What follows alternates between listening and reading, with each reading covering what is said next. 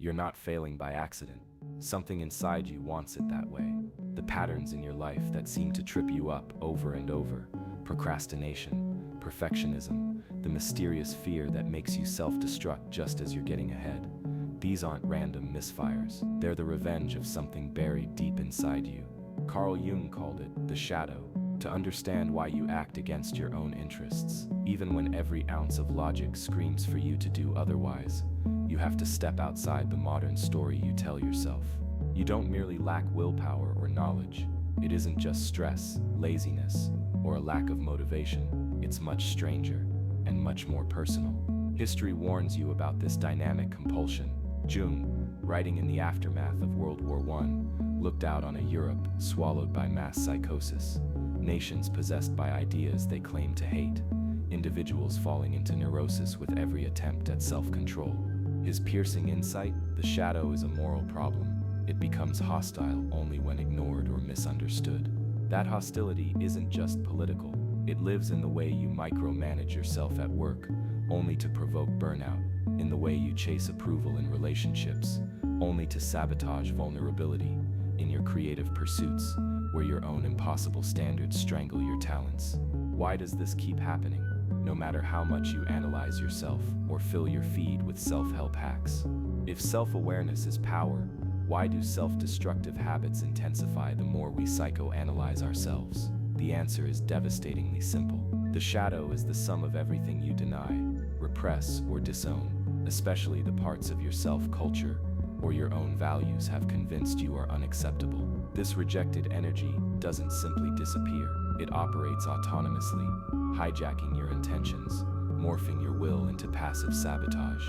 Like a hacker, exploiting an unpatched vulnerability, the shadow uses your own blind spots to corrupt your decisions. This isn't about embracing your dark side for empowerment or integrating your faults through daily affirmations. Internet caricatures would have you believe that your shadow is an edgy brand you can wear, a little attitude boost for your personal development narrative. That's not only false, it's dangerous. The shadow is the operating system glitch you refuse to debug, but that runs every crash. Ignore it, and watch as it systematically undermines everything you say you want. You might want to believe you're simply flawed, broken, or unlucky. That's safer than accepting a deeper truth. Self-sabotage is a form of unconscious agency. You're complicit in your own undoing, and until you recognize the autonomous force of your shadow, you'll stay locked in these cycles. But what happens when this silent war inside you combines with a society already gripped by mass delusion? In a moment, you'll see how personal sabotage evolves into something far more insidious, the machinery of collective stupidity. Let's cut through the self-flattery right now. Your shadow doesn't live in some private, isolated corner of your psyche. It's constantly seeking accomplices. You imagine your internal battles as solitary, but in reality, your hidden fears, your suppressed rage, your desperate need for validation, all crave company, and they find it, whether you notice or not. This is the machinery of collective stupidity. Your shadow joins forces with the herd, and together you amplify self-defeat until it becomes national news. Viral hysteria, a social contagion so obvious you'd rather focus on anything else. Most collective action isn't wisdom. It's a stampede led by everyone's shadow.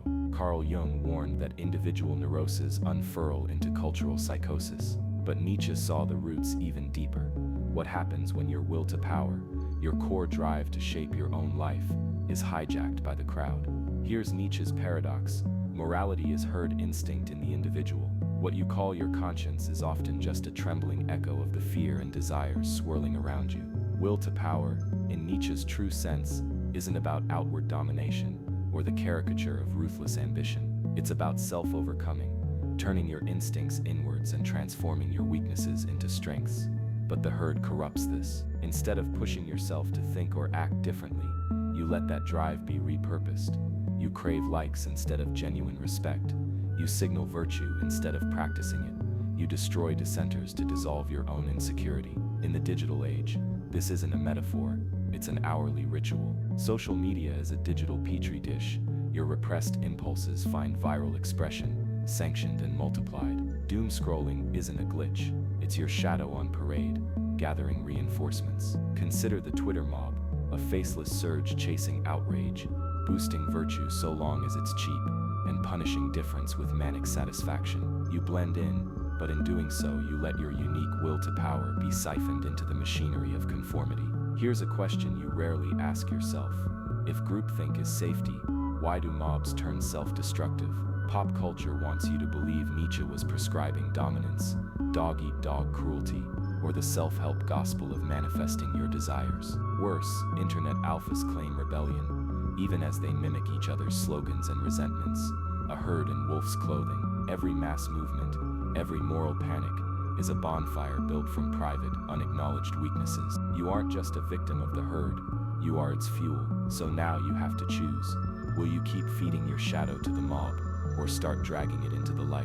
Because the next segment cuts even deeper. Can you be liberated, or are you doomed to sabotage yourself and everyone around you? You think you're in control of your life? That every decision is the result of conscious choice, rational thought, and free will. Let's rip that comfort away. The truth is, you're being played by forces you pretend don't exist. The machinery runs beneath your awareness, guiding your hands as you sign up for your own self-defeat. This isn't just abstract philosophy. This is the stage upon which you act out your days, completely oblivious to the strings pulling you. To see just how deep your entanglement goes, you need to go back to the late 1800s. Europe stands on the edge of collapse. Old religious certainties are dying, industrial mass society is rising, and the very notion of meaning is unraveling. Enter Friedrich Nietzsche, a philosopher who looks past the polite surface and diagnoses the real epidemic, cultural denial. While you scroll, like, share, and virtue signal, Nietzsche watched the birth of a civilization in denial about its own instincts. He saw what you now live, an era afraid to confront the darkness within, obsessed with appearing good, and terrified of the implications of true power. But here's the twist. You're not so different from that world teetering on the brink. You inherited psychological DNA.